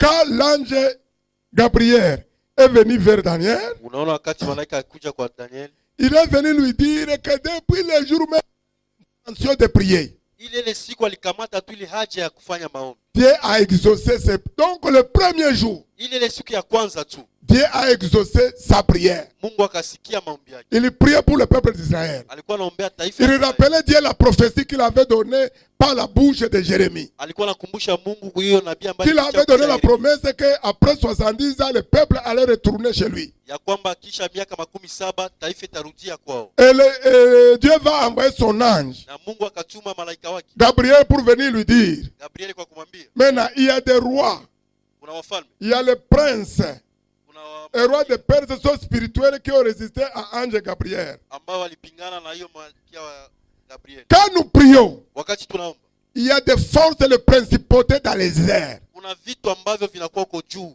Parce que la Bible dit quand tu pries, crois que tu l'avais reçu et tu le verras s'accomplir. Biblia inasema wakati unaomba uamini ya kwamba umepokea na Tu utaona dois vitu prier contre les principautés qui risqueraient d'être des obstacles pour l'accomplissement ou l'exaucement à ta prière. unapasha omba kwa ajili ile vizuizo yote ambayo unapasha kuzuiza kwa ajili ya maombi yako. Il y avait les rois physiques de Perse. Kulikuwa wale wafalme ambao walikuwa Ici, wapendwa. la Bible nous détaille les princes et les rois de Perse qui étaient spirituels, ont résisté à ange Gabriel. Kulikuwa wafalme ambao walikuwa Persi ambao walipingana na malaika Gabriel. Mais Daniel ne s'est pas retiré de la prière. Lakini Danieli hakutoka katika maombezi. A continué à persévérer dans la prière. Akadumu na kuendelea katika Comme nous venons de le voir dans Hébreu. vile tunamaliza kuona katika Il ne s'est pas retiré pour abandonner la course. hakujitosha kwa kuachilia, Il a continué la prière. akaendelesha maombi Jusqu'à ce que Dieu va envoyer maintenant un ange puissant, un guerrier qu'on appelle Michael. vile mpaka Mungu akatuma malaika mwingine ambaye yuko mwenye uwezo. C'est Michael qui est venu frapper le prince spirituel. Mikaeli ndio akakuja kupiga sasa hiyo. Il est venu frayer la voie Akakuja kufungua pour njia que le messager puisse venir à Daniel. ili wa ujumbe wafikie Il est Danieli. venu lui donner le message de Dieu, mais il va se rendre compte que depuis le premier jour qu'il a commencé la prière, Dieu l'avait déjà exaucé. Il avait envoyé l'ange pour venir lui communiquer véritablement son exaucement. Akakuja kumwambia toka ile siku ya kwanza ambayo alikuwa tuna ile nia, Mungu alikuwa kumjibia ya kwamba atamjibu.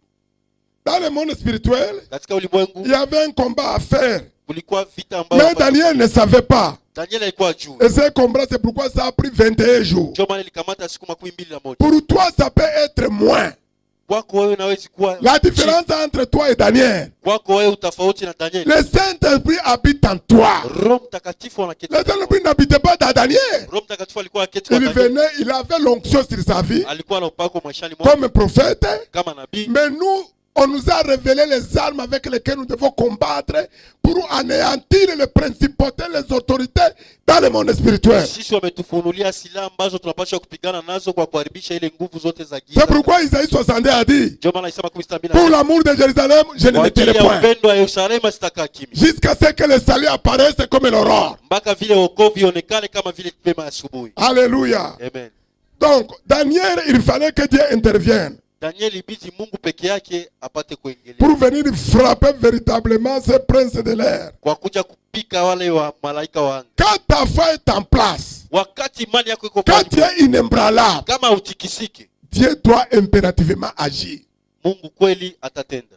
Mais quand tu crois le matin, Kama unabidi tu rencontres une situation contraire à tes attentes. kisha unakutana na majira mengine kwa mbalimbali yale Tu ambayo es secoué par le doute. unatishwa na hiyo mashaka. Le doute vient toujours de Satan. Hiyo kutisha inatoka kwa shetani. La peur vient toujours de Satan. Woga inatoka kwa shetani. Il veut t'effrayer Anataka pour kutisha te woga. montrer que ton Dieu est infidèle, Kuonesha kwamba Mungu wako qu'il sio ne le mwaminifu. fera pas. Hata ifanye. Il faut le visiter dans ta pensée. Atatembea katika Il faut mafikira que yako. ta pensée soit remplie de la parole. Inabidi ijazwe na maneno. Et parfois, il faut lui parler. Mara unapaswa kusema. Dieu menteur. Uko Mungu. Mon Dieu est fidèle. Mungu wangu mwaminifu. Il va le faire. Atayafanya. Au nom de Jésus. Kwa jina la Yesu. Donc, combattre les bons combats de la foi, Kupigana vita vyema vya imani. il faut rester ferme à la parole reçue. Unapata kubaki La unashikamana kwa parole est maneno. révélée. Maneno yafunuliwa. Pour que la parole soit, notre foi soit fondée sur la parole. Hivi imani yetu ipate kushikwa na imani. Alléluia. Amen. Donc, Daniel a trouvé l'exaucement Daniel akapata kujibiliwa. parce qu'il fallait que Michael rentre dans le combat. Ilibidi Mikaeli aingie katika mapambano. Mais toi, Lakini wewe tu as plus que Michael. wewe una zaidi kuzia Tu as Mikaeli. le sang qui peut tout balayer. Unaacha yote ambayo Tu as atafuta le yote. sang de Jésus qui a fait tomber Satan lui-même sur la terre. Damu ya Yesu ambayo iliangusha shetani hapa chini. Si tu utilises toutes ces armes, Ukitilia hizo silaha tu zote, vas y arriver au nom de Jésus. utaifikia kwa Et jina là, la tu Yesu. pourras dire, Pale unaweza ce sont les choses que mon nez n'a pas vues, na hapa mecho yangu ya que mon wahi oreille n'a pas wala entendues, masikio hayawahi qui ne kusikia sont pas montées au cœur, dans mon cœur. wala hayawahi kupanda moyoni Les mwangu. choses que Dieu a préparées pour moi, Ndio vitu ambavyo Bwana ameandaa parce kwa que ajili je yako. l'aime. Kwa kuwa Tout nampenda. ce que Dieu a préparé pour toi, tu ne le connais pas. Yote Bwana ameandaa kwa ajili yako. Il faut que tes choses te soient révélées. Inabidi ile vitu vifunuliwe. Je vous ai parlé ce qui me concerne. Nawaambia yale ambayo nakuwa yangu.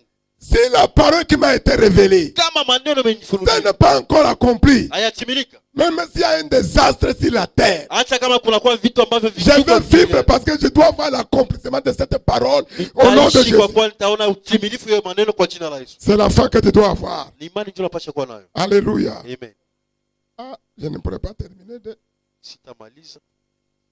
Nous voyons deuxième chose. Tunaona kitu ya pili.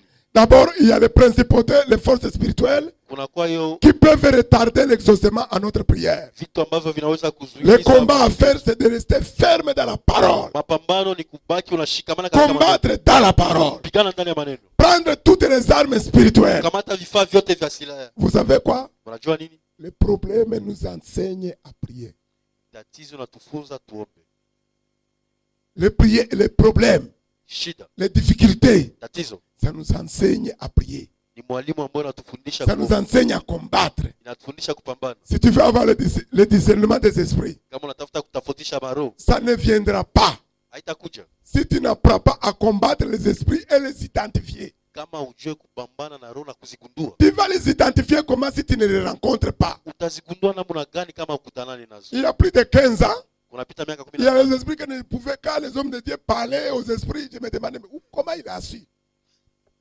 Kama watu wa Mungu wanasema kwa ajili ya maroho, unajua namna gani wamegundua? Aujourd'hui, Leo je suis sûr qu'il y a quelqu'un qui peut dire la même chose pour moi. kuna mtu ambaye anaweza sema hivyo kwa ajili J'ai yako, toujours dit, ce n'est pas de l'orgueil. Il y a Iko un kwa esprit devant Kuna lequel, ambayo certains, je ne peux jamais me tromper. siwezi tanganyika. J'utilise le mot jamais en connaissance de cause. Natia hiyo Parce que siwezi kwa sa kuwa najua. manifestation est une. Kwa Ça kuwa ne change pas. inaonekana maonesho yake ni moja. La manière dont l'esprit du serpent opère, Vile ambavyo ndio kinaonekana. c'est un esprit tellement difficile à discerner. Inakuwa roho iko vigumu kugundua. C'est un esprit rusé. Ni ya ujanja Tu vois sana. la personne toujours contente avec tout le monde. Unaona mtu anafurahi kila mtu. Même quand les gens s'énervent, Hata watu wanaposirika, toujours content. yeye anafurahi. Mais dans le cœur, Mais ndani ya moyo il traîne le poison. anakuwa nayo sumu. Même votre sang ne peut lui suffire. Nayo damu yake Il a la inakuchochea. colère. Ana hasira Chaque kubwa. fois que tu lui dis quelque chose, Wakati wote unamwambia kitu, tu lui dis, unamwambia quelqu'un m'a promis de me donner ça demain. mtu ameniahidi kunipatia hiki kesho. Et bon, c'est fini. Tu ne vas- Wewe yako Il suffit que ça tombe dans ses oreilles. ingie tu masikioni mwake. Il bloque ça dans son cœur en même temps. Anafunga moyoni mwake mara moja. C'est un esprit que je connais. Na hiyo roho Parce que je naijua. l'ai fait face longtemps. Kwa kuwa nimeambatana nayo siku nyingi. Il m'a troublé. Amenikosesha Il raha. utilisait une femme. Alikuwa anatumia mwanamke. Une maman que je considérais comme une mère. Mama ambayo nimekuwa naona kama mama. Elle me faisait du bien. Alikuwa anifanyia Mais mazuri. ce n'était pas du bien. Haikuwa Elle me mazuri. maudissait pour arrêter là. Pour que je Alikuwa n'avance. ananizuiza nibakie pale hakuna Les jours où Dieu m'a révélé l'esprit là, siku ambayo Bwana amenifunulia je leo. suis venu directement dans son bureau. Nimekuja katika ofisi yake. Le Togolais aime intérioriser. Watogole wanabaki kufuatia kitu Un katika. Togolais, il ne va jamais se quereller avec toi. Hata gombana na wewe siku. Ils ne connaissent pas les querelles comme nous. Yeye haiko mtu afujo kama mkongomani. Il faut la voir. Ils ne se querellent pas. Umuone. C'est à Agombana l'intérieur. ndani. Tous ils sont comme ça. Wote wako hivyo. Quelle que soit l'offense, Ingawaje kosa un hiyo Togolais ne va pas crier sur toi. hawezi kutombokea, Il te laisse. anakuachilia. J'ai dit à un Nimemwambia de mmoja, mes amis que voici ce que Dieu m'a révélé, mais je ne lui ai pas donné le nom de la femme. sikia sitapana chini ya mtu angalia nye mbungwa. Je lui ai dit, je vais aller la voir. Kama nenda Non, mbona. non, non, non, non, non. Ambia hapana hapana hapana. Dieu te l'a révélé, il faut la laisser. Kama alikufunulia achie hapo. J'ai dit d'accord. Ambia sawa. Le matin, j'étais devant elle. Asubuhi Dans nikakuwa son mbele bureau. yake katika ofisi. C'est pas toi, maman. C'est la Haiko chaise. wewe, ni kiti. J'ai dit, je te connais. Ambia À nakujua. partir d'aujourd'hui, Toka sasa. je croyais que tu es une mère. Fikiria kwa mama. Tu es le serpent. Uko nyoka. Plus jamais, Tena tu ne siku. viendras plus devant moi pour me présenter comme une mère. Hautakuja tena mbele yangu uoneshe kama Elle a mama. commencé à pleurer les larmes du crocodile. Akaanza lia Oh, machozi ya qu'est-ce que je mama. t'ai fait? Nimekufanya nini? Je ne lui ai rien dit. Sikumwambia Je kitu. suis allé voir tous mes amis. Akaenda na marafiki Mais wote. elle ne leur dit pas ce que je lui ai dit. Akwambia yale ambayo Je ne nimemwambia. sais pas ce que j'ai fait au pasteur Justin. Akwambia sijui yale ambayo nimefanyia mchungaji Justin. Mais elle ne dit pas qu'est-ce qu'il t'a fait. Akwambia kwa nini yale ambayo Un nimefanya. jour, Siku moja il y avait un événement au palais de congrès. C'est un palais qui prend une salle qui prend 5000 personnes. kulikuwa mkutano ambao unakamata watu 1500. Ce que je veux souligner, c'est la femme d'un pasteur. Yale ambayo tatia muhuri ni bibi wa mchungaji. Jusqu'à aujourd'hui, le pasteur est sous ses pieds. Na ile Il ne peut pas, wachungaji wako leo. il ne peut pas aller loin. Hawatenda mbali. Et il y avait un grand événement. Kulikuwa mkutano mkubwa. Celui qui avait invité le grand homme de Dieu qui est venu du Nigeria, Yule ambaye alialika watu ambao walitoka Nigeria l'homme qui l'a invité avait pris cette femme. na akakamata huyo mama. C'est elle qui était l'assistante qui prend le sac de sa femme. Mwakilishi mwenye iko na kamata. Or, le même homme de Dieu, c'est mon ami. Ingawaje huyo mtu wa Mungu ni rafiki yangu. Elle savait que j'étais son ami. Alijua kwamba niko rafiki yake. Quand on m'a amené derrière la foule pour m'amener devant pour s'asseoir, Wakati walitosha huko nyumba kwa kuleta mbele kuketi. je l'ai vu, on lui a donné de l'eau. Nikamwona wakampatia maji. Écoutez, pour amener, arriver à mon niveau, elle sait que je ne peux pas prendre. Alijua akifika mbele yangu sitakamata. Elle m'a dépassé. Akanipita. La femme du pasteur Na bibi ya mchungaji pour laquelle elle tenait le sac, ambaye alikuwa anamkamatia saki. c'est elle qui était directement à côté de moi. Yeye ndo alikuwa pembeni yangu. Donc elle était assise derrière la maman. Yeye alikuwa nyuma yule mama sasa. Je suis venu doucement Nikakuja pole pole devant elle. mbele yake. J'ai dit, je te connais. Tu es Nakujua. arrivé ici. Umefika huku? Tu es arrivé ici aussi. Umefika huku? Tu ne vas pas détruire le ministère de cette femme. Hautaripisha utume huyo mama. Quelques minutes après, Kisha wakati fulani elle s'est excusée, elle est rentrée à la maison. akaomba msamaha akarudi nyumbani. Parce qu'elle ne peut pas rester. Kwa kwangi bakia. Je lui disais toujours, je te connais, mais je ne dis pas quoi. Nilikuwa naambia nakujua mimi Ce sitawaambia. qu'elle a dit à la maman, je ne sais pas. Yala mbali ambia mama Mais sijui. après, j'ai dit au pasteur, Kisha nikamwambia où est-ce mchungaji, que tu as trouvé la maman là? wapi umepata huyo mama? Je ne lui ai pas expliqué. Sikumfasiria. Faites très attention. Nikamwambia fanya ukuwe Elle va makini. te mordre les talons, elle va détruire ton foyer, ton ministère. Atakumaliza huduma yako pole pole. Ça n'a pas duré. Haikukawia. Vous qui croyez que les hommes de Dieu, ils connaissent tout, on ne peut pas tout connaître. Wenye wanafikiria watu wa Mungu wanajua yote, hatutajua yote. Elle est allée encore et se retrouve devant. C'est le plus grand évangéliste d'ailleurs du Togo. Na yule anakuwa mwinjilisti mkubwa huko Togo. Dieu l'utilise. C'est un illettré, mais il fait le tour du monde. Ni mtu ambaye kusoma lakini atembea dunia yote. Un jour, je suis allé là-bas. Siku moja nikaenda huko. Je vois c'est elle qui sert à la chair. Na naona yeye ndio niko pale katika madhabahu. J'étais avec l'apôtre Zabré. Nilikuwa na apotre Zabro. Je l'ai appelé en même temps. Elle Nikamuita voulait mara. donner à l'apôtre l'eau. Alitafuta Donc, mpatia. la deuxième maji. bouteille, c'est pour moi. Na ya pili Elle dit, ni viens. kambia kuja. Jusqu'à ce que nous allons quitter ici. Mpaka sasa tutatoka. Je ne veux plus te voir ici. Sitamani Retourne kukuona. avec ton nom. Rudia na maji yako. Elle ne peut pas me demander pourquoi. Hawezi niuliza kwa Elle nini. sait que je la connais. Anajua na mjua. C'est un esprit. Cette maman, c'est que je vous dis. Si j'avais dit à notre pasteur titulaire, ils allaient me chasser de l'église. Pourquoi?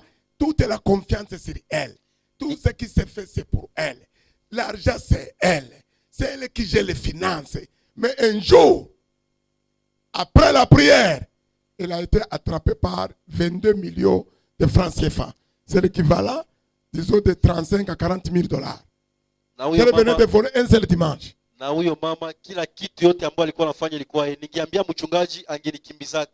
Alikuwa pembeni ya wachungaji wa pasteur lakini siku moja Elle avait envoûté tout le monde. iko na hiyo 35 Si je dollars n'avais pas été sage, si je dis à tous les responsables, ningeambia wachungaji ils wote auraient dit le Congolais n'a qu'à quitter l'église. huyu mkongomani atoke tu kanisa. C'est une femme gentille. Ni mtu ambaye yuko mchaji. Apparemment, oh, si quelqu'un a un problème, Kama mtu kuna tatizo, c'est la première qui est au courant. yeye mwenyewe ndio anakuwa Elle anajua. connaît tout de tous les fidèles, Anajua yote ya kila surtout wakati. les pasteurs. Zaidi wachungaji. Oh, oh. On veut se marier avec ma femme. Wanta wana na mwanamke Elle wao. me dit, il faudra venir. Mwambie wapasha kuja. Je vais vous donner des conseils. Na wapatie mashauri. Toi encore, We tena dans mon mariage, ndoa yetu. toutes les personnes qu'elle a conseillées, écoutez-moi bien, toutes les personnes qu'elle a conseillées, aucun n'a eu d'enfant. Hakuna mwenye alipata watoto kwa wote ambao Vous walipatia qui voulez vous mashauri. marier, vous courez vers tout le monde. Ni wenye wanatafuta kuoa Elle wanaenda les kwa a kila liés mtu. tous. Wote waliwafunga. Elle me dit qu'on va venir. Je dis, moi venir. Anambia leo utakuja Par mimi kuja. contre, même le jour du mariage, là, tu auras la diarrhée, tu ne pourras pas être là. Na hiyo siku utakuwa na diarrhea utafika hata kundoa yetu. Elle n'était pas là. Hakukuwa pale. Elle avec deux pasteurs. Yeye Tu na n'étais pas wachungaji d'accord. wawili. ambao hawakuwa D'autres ont eu wanapata, des décès. wengine wakapata vifo vya L'autre a ghafla eu effectivement la diarrhée. na wengine akapata Et diarrhée. ne viendra pas prononcer quoi que ce soit dans cette église-là. Hata kuja kusema yeye ambaye atakuwa katika Vous kanisa. croyez que tous les pasteurs sont des pasteurs. Continuez. Unafikiria kwamba wachungaji wote wao wachungaji? Donc, Abraham, Abraham, je vais m'arrêter ici. Hein. taishi hapo. Parce que je voulais parler du deuxième point, l'alignement de l'exaucement à la prière. Namna gani utimilifu ya hiyo maombi? Ta prière peut tarder parce que Dieu ne descendra pas du ciel. Maombi yako yanaweza kawia, Il Mungu utilise ashukie. toujours des hommes. Anapitia kwa watu. Et nous vivons comme une raison.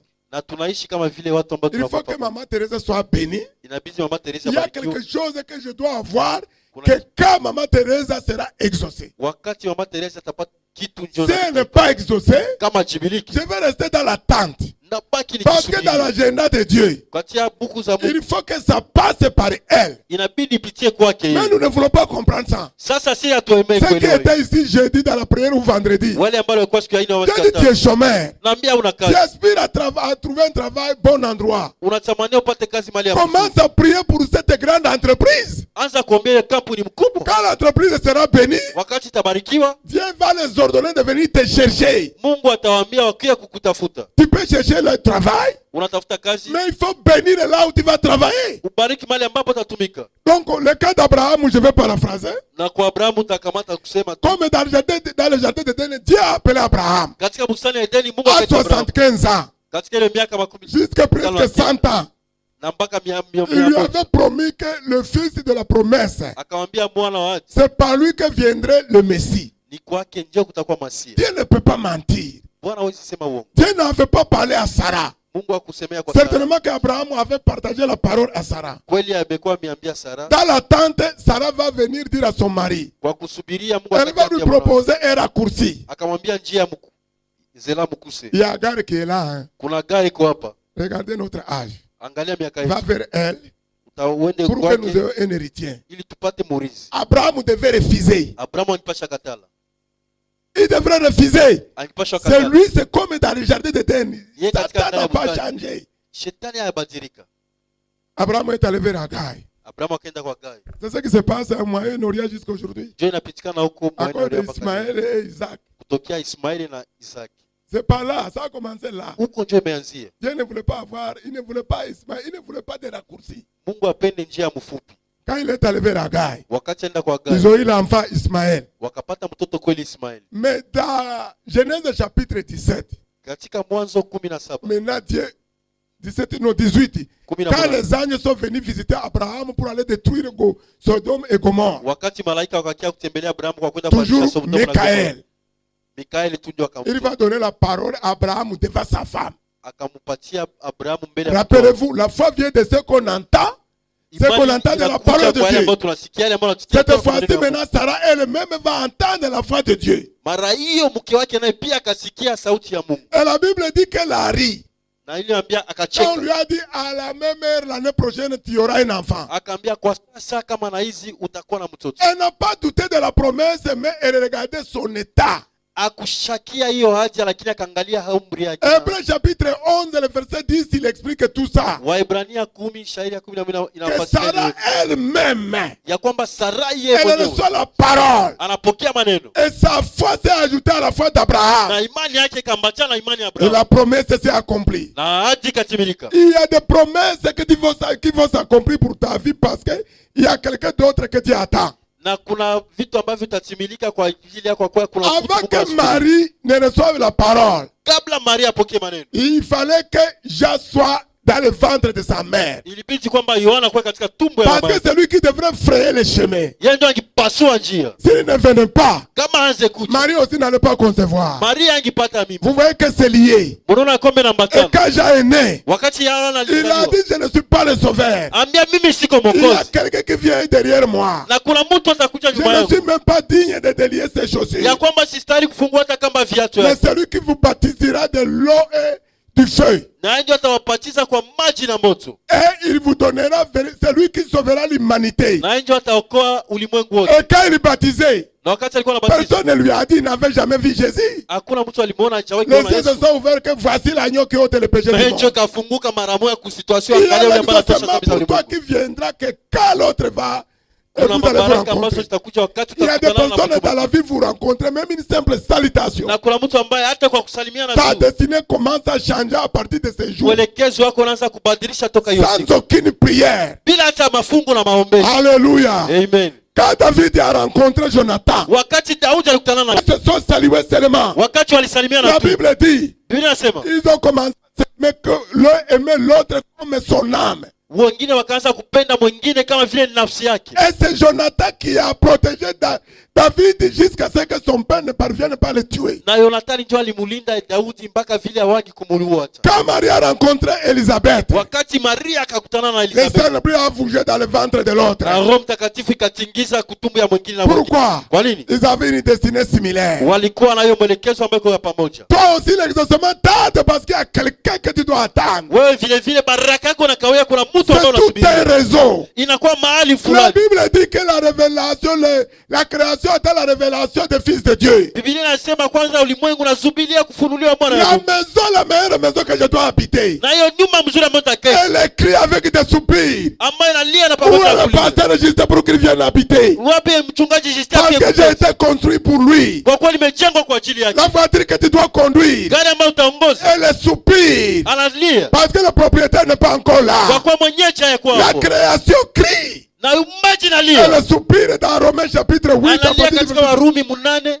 Parce que ta révélation doit être manifestée dans ce que tu attends au nom de Jésus. kwa kuwa kuonyeshaji kwako itasubiria kwa ile ambayo unaongea Ne kwa jina la crains Yesu. pas. Usiogope. Ce que tu attends, Yale unasubiria c'est toute une chaîne. inakuwa shame. Celui qui doit te donner $100, Yule ambaye atakupatia dola 100 peut-être qu'il est à Goma. mara iko hapa Goma. Mais celui qui doit t'amener au niveau de 1 million, Yule ambaye atakubeba kwa emio il peut ne pas être à Goma. anaweza kuwa hatakuwa hapa Tu Goma. dois l'attendre qu'il voyage pour venir ici, Utasubiria pour que vous ayez un contact pour entrer dans le domaine, maintenant dans le niveau des millions. ili upate kuingia katika ile kiwango ya mamilioni. Alléluia. Amen. Soyez bénis au nom de Jésus. Barikiwe kwa jina la Yesu. Tu vas te tenir sur tes pieds. Utasimama katika miguu yako. Celui qui a donné la promesse est fidèle. Yule ambaye alipana ati kwa mwaminifu. Elle a prié d'accord. Quand Abraham et sa femme, Maombi ya pamoja wakati Abrahamu quand Dieu a parlé à sa femme maintenant, wakati Mungu aliambia mke wake il pouvait faire une prière d'accord. wakipasha fanya maombi ya pamoja. Elle voulait compter sur la science. Waligegelea katika ujuzi. C'est pourquoi elle riait parce qu'elle regardait son corps. Alikuwa anaangalia mwili wake. Si l'ange savait Kama malaika angejua. que ça fait des années, on n'est plus dans ça, Ilikuwa miaka hatuko tena pamoja. l'enfant viendrait comment? Mtoto angekuja namna Ça gani? fait plus de 15 ans, le vieux ne me touche pas. Kunakuwa miaka 15 Il va mwanaume toucher anikusa. où? Le corps est usé. Na mwili mezoifika tayari. Mais quand la parole est venue, Wakati neno litoka. la foi vient de ce qu'on entend. Mani uja yale ambayo La nasikia. Bible dit, Biblia inasema quand Abraham a crié contre toute espérance, wakati Abrahamu aliamini kuzijia il kwa n'a dini. pas douté de la promesse de Dieu. Akushakia hadi za Mungu. Et cela s'est accompli au nom de Jésus. Ikatimilika kwa jina la Yesu. Aujourd'hui, Leo il y a plus qu'Abraham. kuna zaidi ya Abrahamu. Il y a le Saint-Esprit en toi. Kuna Roho Mtakatifu ndani Il y a yako. l'Esprit de vie en toi. Kuna roho ya uzima Qui ndani est yako. capable de te donner ce que tu n'as jamais rêvé ou Ana imaginé. uwezaji wa kupatia yale ambayo hawaji Tu kufikiria. vas dire au Seigneur, Tambia Bwana, dans tes attentes là, katika kusubiria tu yako. veux voir la réalité de Dieu dans ta vie. Unataka kuona ukweli ya Mungu maishani Si tu mwako. attends quelque chose, Kama unasubiria kitu, crois que Dieu est fidèle. uamini Mungu kwa Il mwaminifu. va le faire au nom de Jésus. Ataifanya kwa jina la Yesu. Groupe musical. Wanamuziki.